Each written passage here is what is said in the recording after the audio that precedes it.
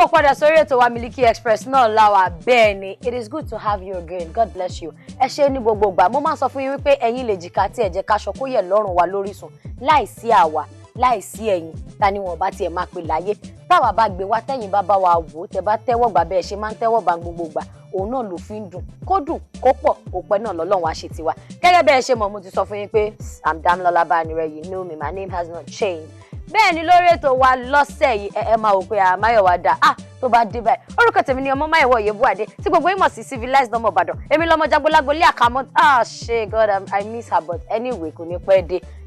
Ó rìnrìn àjò kékeré kan lọ ìlú Ìlọrin ohun àtàlejò wa láti ìlú Ìlọrin wọ́n dẹ̀ ṣe ń bọ̀ ni wọ́n ní pẹ́ bá wa. Ní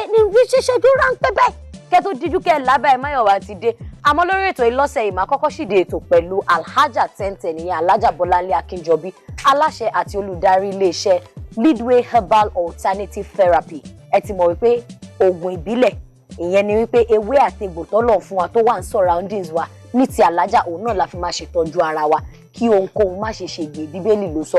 Lórí ètò wa lọ́sẹ̀ yìí nǹkan tá a máa sọ̀rọ̀ nípa ni infection àrùn àìfojúrí àrùn tá a fojúrí yes infection. Mo ti rí babe kan ní bus stop rẹ̀ how would you imagine bí kí n múra báyìí very good looking young sharp girl and the next thing I saw it was Komo bus stop because really Komo bus stop it's like what happened till I body there. That's why Alhaja has come. Let us explain what is infection. Púpọ̀ nu wa àmọ́ àkọ́bí ara sí and it is affecting us daily day in day out. In fact mo mọ̀ wípé infection á máa pààyàn kò kò tí dá advanced level ni. Alhaja Bọ́láńlé Akínjọbí ẹ káàbọ̀ sórí ètò wa ma. Thank you Olúwadámilọ́lá. Hey, it's me na. My sweetheart, padi. Ẹ kú lé o gbogbo ara lé a kú dédé àsìkò yìí o. Ọlọ́run wà pẹ̀lú gbogbo wa o. Àrùn tí ò gbógun kò ní bá wa kò ní gbé wa kò ní fi lé wa ṣọ dédé o. Wala lahula wala quwata illa billahi. Èmi Alhaja Bọ́láńlé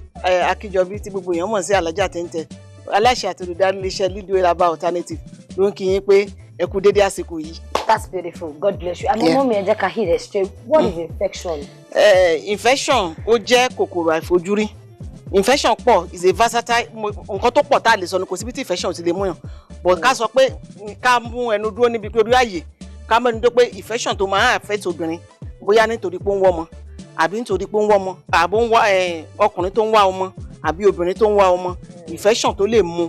tí ó lè jẹ́ kí torí infection pọ̀ kò síbi tí ò ti lè múyàn ó lè múyàn láhán ó lè múyàn lójú kò síbi tí ò ti lè múyàn but ẹ jẹ́ ká dá dúró síbi orí pé àrùn ìbálòpọ̀ STDs amúdé lórí STDs staphylococcus ara àwọn STDs náà nìyẹn ikọ̀ gádílà àwọn sexually transmitted diseases ara ìwé náà lè HIV wà so oríṣiríṣi infection ló wà bí mo ṣe sọ but èyí tí máa fẹ́ sọ ni pé n tó lè fà infection tó lè mú obìnrin tó bá pẹ́ lára tí ò fi ní jẹ́ kó rọ́mọ bí àbí tó ọkùnrin náà tó bá pẹ́ lára ọkùnrin tí ò fi ní jẹ́ kí àtọ̀ ẹ̀ kó di ọmọ oríṣiríṣi ló wà à ń pè kan ní gonorrhea it is common everybody ló mọ̀ nípa pé gonorrhea wà. bá ṣe ń sọ pé everybody ló mọ̀ ẹlòmíì ní symptoms ẹ̀ kò mọ̀ gan pé gonorrhea ló ṣe o. Bẹ́ẹ̀ni symptoms gonorrhea staphylococcus syphilis ó jọra wọn but n tí èèyàn fi lè mọ̀ pé òun ní syphilis ó máa ń parẹ́ lára obìnrin ó máa ń tètè hàn lára ọkùnrin gonorrhea tó bá ti mọ́kùnrin láàrin ijọ́ méjì jíjọ́ kẹta á mọ̀ pé òun ní gonorrhea obìnrin lẹ́mọ̀ tètè mọ̀ pé òun ní later in life ló ṣe máa mọ̀ pé òun ní gonorrhea bí kò máa tó ẹ̀jẹ̀ tí ó yẹn sìn wọ́n ń pè ní àtọ̀sí ní Yorùbá àtọ̀sí ẹlẹ́jẹ̀ bí kò máa tọ̀ kó máa gbórí mú bí kò máa tọ̀ kó máa rí pọ́nyún jáde lójú ara ìyẹn ọkùnrin ìyẹn obìnrin a máa rí pé bí ògì ó ń jáde lójú ara òun a rí pé bí ògì yẹn ó dàbí pé ó rùn ròyìn sìn tó bá bọ́ pátálẹ̀ báyìí pátá ẹ̀ máa máa ṣomi tó bá ń ṣe kóṣù ẹ̀ máa máa là ó máa máa yọ̀ tàbí kó máa la omi tàbí kó máa dúdú ní tí ó fi mọ̀ pé òun ní infection nìyẹn oríṣiríṣi infection oríṣiríṣi ló lè ṣe ẹlòmíì wà tó pé tó bá ní infection lábẹ́ ẹnu ẹ̀ ló máa ti bẹ́ ìmí wà tó ṣe pé tó bá ti gbogbo ojú abẹ́ òru ló máa gbabẹ̀ àmọ́ lóun ní rashes kò ń ṣe rashes infection ni wọ́n máa ń pè ní toilet disease èmi ò kì í pè toilet because téèyàn bá ti ní personal téèyàn bá wà hygienic yẹn tó bá wà personal hygienic yẹn obìnrin thank you obìnrin ò gbọ́dọ̀ máa tọ̀ létò onítọ̀ kò dáa obìnrin máa tọ̀ létò onítọ̀ kó bọ́ pátá kan already used toilet tó wá sáré ló bà mí lẹ̀ gbẹ̀ngbà ìbìrin ṣáláńgá oníkóru máa bọ́ sí ẹ lábẹ́ gbogbo orú nǹkan báyìí ó máa ń hide lára obìnrin ọ̀ǹtì ìgbà tó bá fẹ́ bímọ ìmí ìwọ dẹ̀wà ní kó lè má ṣò lára ẹ̀ ọ̀ǹtì ìgbà tó bá wọ menopause ìgbà tó bá wọ menopause yẹn tó bá di bí abi late 45-50 láṣẹ àwọn máa rí symptoms pé àwọn staphylococcus ti wà lára àwọn tipẹ́tipẹ́ tí ò tọ́jú ẹ̀ nínú ẹ̀ ó lè máa tọ̀tọ̀ kó máa tọ̀tọ̀ ẹ̀jẹ̀ á máa tọ̀ ṣeréṣeré èyí sìn orú á máa mú yìí ìgbà tí gbogbo ayé bá ń là tí gbogbo ayé ní normal temperature lòun máa làágùn burúkú ní tí ó fi mọ̀ pé òun ní infection nìyẹn ara infection yẹn ni pé ìmí ìwà tó ṣe pé infection gba ojú ara ẹ̀ máa dry ni tọkùnrin bá ń súnmọ́ á máa pariwo á máa kò wá lubricated ojú á ní vaginitis ojú ara ẹ̀ máa dry lóyún sì kò sí bó ṣe fẹ́ ṣe ara infection ni à ń pè kan ní PID pelvic inflammatory disease ara infection náà lòun náà àrùn ara àwọn àrùn téèyàn lè kó lára ọkùnrin sí obìnrin nìyẹn ọkùnrin náà ó lè kó torí tí ọkùnrin bá kó staphylococcus tàbí kó syphilis tàbí kó ní ikọ̀ tàbí kó ní gonorrhea nǹkan ọmọkùnrin ẹ̀ ó máa ba nǹkan ọmọkùnrin ẹ̀ jẹ́ a ní watery sperm tó ti yé a ní motility àti morphology ẹ̀ ó máa àwọn àtàlẹ́gbẹ̀lẹ́gbẹ̀ tó ń jáde láti inú ẹyin ẹ̀ ó máa lò kò ní jẹ́ kó ṣe ara àwọn infection ló máa ń fà tó máa fi ń jẹ́ kí ọkùnrin kó nírú gbogbo àwọn àbámọ̀ báyìí pẹ̀lú ògo Ọlọ́run tán bá wá sọ́dọ̀ wa pẹ̀lú ògo Ọlọ́run it will cure. But a jẹ́ pé infection wà curable. Very very curable èyí tí ò curable òun náà ni o staphylococcus bó ṣe wà yẹn tó bá kú ẹyọ kan díẹ̀ nínú staphylococcus ó máa tún bí rẹ̀ padà. Ó máa multiply. Bẹ́ẹ̀ ni irú wọn lẹ̀ máa rí tára máa já wọn jẹ tán bá wù ẹ̀ báyìí tójò bá pa ẹlòmíì báyìí a máa pariwo para ń yún ara ń yún tó fi mọ̀ pé infection ni omi ò gbọ́dọ̀ kan lára tó bá komi tútù dára báyìí ó máa pariwo ni ròyìn sìn gbogbo ojú ara ẹ̀ a máa là a máa rí pé òun rí egbò ní gbogbo ìgbà ló rí egbò ní ojú ara then gbogbo òkè ojú ara ẹ̀ báyìí náà tó bá ní kò ń fa irun yẹn gbogbo ẹ̀ ó máa yọ ní wọ́n máa yọ ọyún díẹ̀díẹ̀ ni ó fi mọ̀ ìmí ìyá àti ẹ̀ṣú débi pé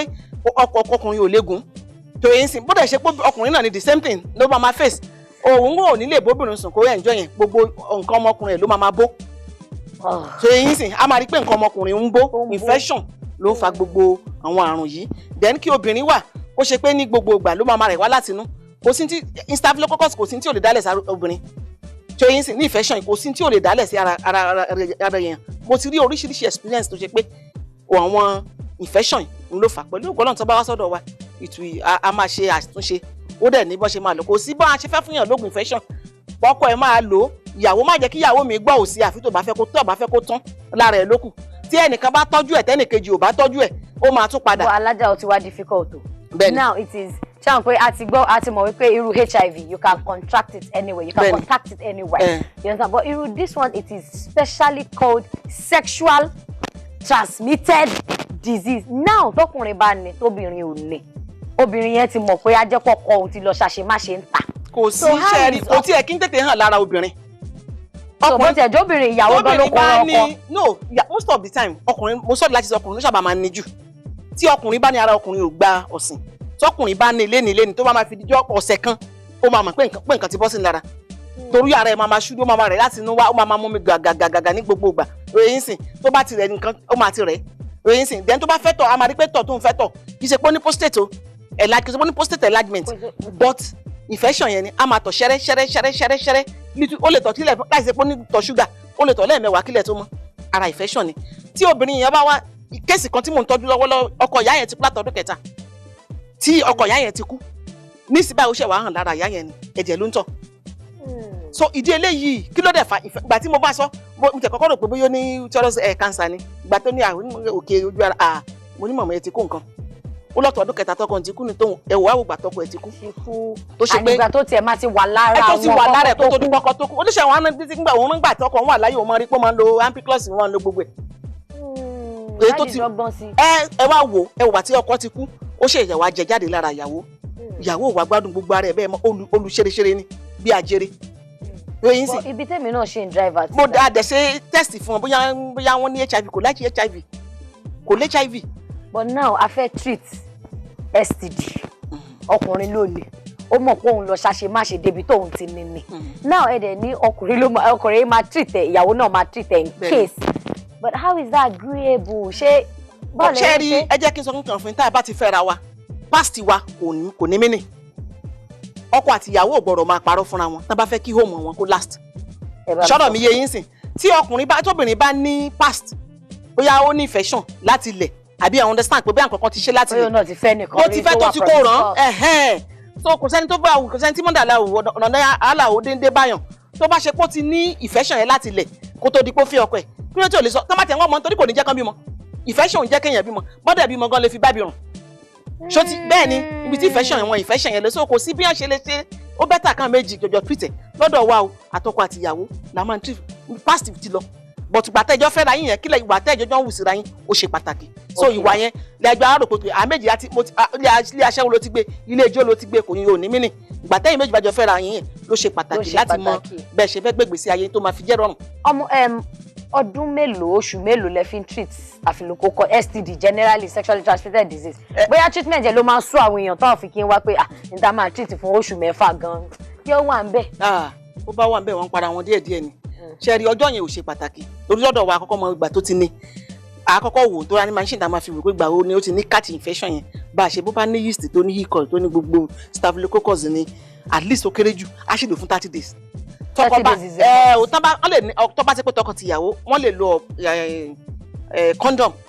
láti bá ara wọn ṣe bọ̀tìgbà tán bá ń tọ́jú ara wọn ẹ̀rọ olúkálùkù ló máa treat ara ẹ̀ so kan tó de papọ̀ láṣẹ tún wá padà tún ṣe àyẹ̀wò pé ó ti kúrò àwọn tó bá dẹ̀ jìnnà náà ó ní bá ṣe máa ṣe àníkan lọ síta kan lọ ṣe kan fi mọ̀ kọ́mú kan àwọn máa scan ẹ̀ sí mi lórí WhatsApp so màá fi lè rí i pé ok ẹ ti ṣe nǹkan tó mú wá ni o nǹkan báyìí ni o after tẹ lògùn tẹ tún lọ ṣe padà ṣó ti kúrò lára yín so ẹlòmíì lè pé 6 weeks ẹlòmíì 3 weeks ẹlòmíì 4 weeks ó depend lórí level tí infection yẹn bá ti bá tó bá ti lọ tí infection bá lóògùn òyìnbó tán bá lù tó bá kọ ẹyọ kan kó tó pé kó àtúnbí kìíní ìyá àtúnbí dà rẹ̀. That is stubborn. Very very kò sí tí ò lè dá sílẹ̀ ó lè múyàn ya wèrè kó máa sọ kiri níbi tí àwọn infection yẹn tó gbúrò dé ó dẹ̀ máa ń dènà àìrọ́mọbí most of àwọn àrùn tó máa ń bá obìnrin jà kẹ́yìn máa ró ara infection náà ni ó ṣe pé gbogbo ìgbà tó bá fẹ́ dìde pé kéèsì ẹ̀yìn ríro kan gbà tán lóyún lẹ́yìn bẹ̀rẹ̀ sí ní wọn kò rí PID náà ni. but okay ẹ jẹ́ ká gba ẹ̀rọ ìbánisọ̀rọ̀ yẹn àmọ́ páwọn èèyàn á fẹ́ pè yín kọ́gùn akọ̀gùn síbì kan oyè tó kára àwò ni bó pẹ́ bóyá ó ń bọ̀ wá kárẹ̀ dára ẹ̀dẹ́ lè má mọ̀ kó ti wà lára wọn but tó bá ti show face ẹ̀rọ ìbánisọ̀rọ̀. ẹ̀rọ ìbánisọ̀rọ̀ mi. èmi lè pè o. jẹ́ ń pè fúnra mi 080 33 30 40 12 080 33 30 40 12 àrùn onífilé wa sọ̀dọ̀ ẹ̀dẹ̀ o gbogbo àwọn tó dẹ̀ ń rògùn wa ẹ ṣé àdúpẹ́ o àyìn wa lágbàtà sí o à ń retí yín o ẹ ṣé àdúpẹ́. all right ẹ ṣeun gan ni ma thank you so very much. ẹ̀yin yẹn wá lórí ètò Miliki Express bẹ́ẹ̀ ni gẹ́gẹ́ bí Alhaja Bọ́láńlé Akínjọbí ṣe sọ alájẹ àti olùdarí iléeṣẹ́ Leadway Herbal Alternative Therapy tẹ́ bá fẹ́ pè wọ́n ẹ pè wọ́n sórí ẹ̀rọ ìbánisọ̀rọ̀ 08033304012 staphylococcus syphilis gonorrhea they don't cure HIV I'm sure. I don't know about it. Ẹni orúkọ tèmi ni Olúwadámilọ́lá ọmọ Bánirẹ níbi tèmi máa fi àdàgbà abala yìí wọ̀ sí rèé. Ọmọ Máyọ̀wá Nàfísà tó Yébùadé òun náà máa wọlé pẹ̀lú àlejò wa láti ìlú Ìlọrin. Thank you ẹ ṣé bẹ́ẹ̀ ṣe ń wò wá God bless you. Ẹ̀yin lè jìkà tí ẹ jẹ́ ká aṣọ kó yẹ lọ́rùn wa lórí Orísun we appreciate you a lot. Kó tún di ọ̀sẹ̀ tó ń bọ̀ tá a tún máa fi ayọ̀ àti ìdùnnú pàdé. Bye.